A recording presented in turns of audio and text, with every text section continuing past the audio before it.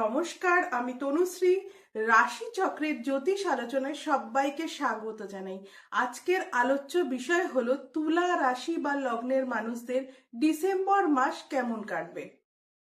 তুলা কালপুরুষের সপ্তম রাশি এবং শুক্রের দ্বারা প্রভাবিত একটি রাশি। তুলা রাশি বা লগ্নের যে সকল জাতক জাতিকারা এতদিন ধরে শারীরিক সমস্যায় ভুগছিলেন তাদের ক্ষেত্রে কিন্তু এই মাসে বেটারমেন্ট আসতে চলেছে।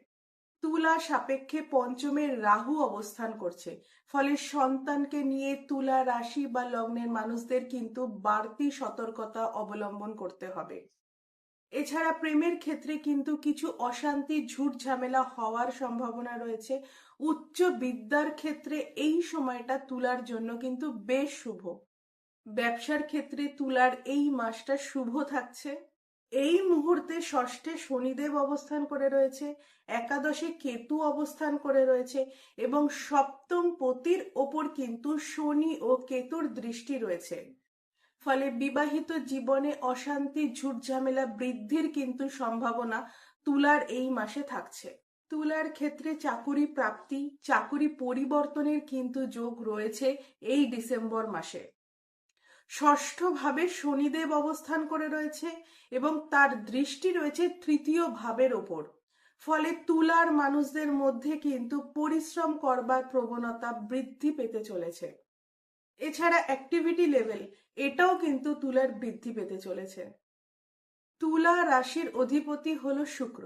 শুক্র এই মাসে 20 তারিখের পর থেকে রবি এবং মঙ্গলের সাথে একত্রে সহাবস্থান করবে ধনু রাশিতে।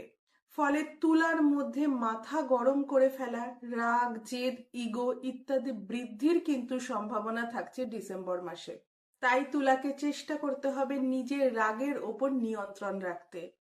ছোট ভাই বা বোনের সাথে সম্পর্কের অবনতি হওয়ার সম্ভাবনা কিন্তু তুলার ক্ষেত্রে এই মাসে থাকছে। এছাড়া তুলার ক্ষেত্রে হঠাৎ কিছু প্রাপ্তির সম্ভাবনা কিন্তু এই মাসে থাকছে। ডিসেম্বর মাসের 16 তারিখের পর থেকে দ্বিতীয়, সপ্তম এবং একাদশ কানেকশন হবে তুলার ক্ষেত্রে। ফলে অর্থনৈতিক দিক থেকে উন্নতি এটা কিন্তু তুলার ক্ষেত্রে আসবেই। তবে অবাঞ্ছিত কিছু খরচ বৃদ্ধির সম্ভাবনা কিন্তু তুলার ক্ষেত্রে এই মাসে থাকছে। তুলাকে চেষ্টা করতে হবে নিজের ব্যয়ের ওপর কিন্তু নিয়ন্ত্রণ রাখতে। আজ এ পর্যন্তই। যদি ভিডিওটি ভালো লাগে অবশ্যই ভিডিওটিকে লাইক করবেন, চ্যানেলটিকে সাবস্ক্রাইব করবেন এবং আপনাদের যত প্রশ্ন আছে কমেন্টে করুন। আমি চেষ্টা করব আপনাদের প্রশ্নের উত্তর দিতে।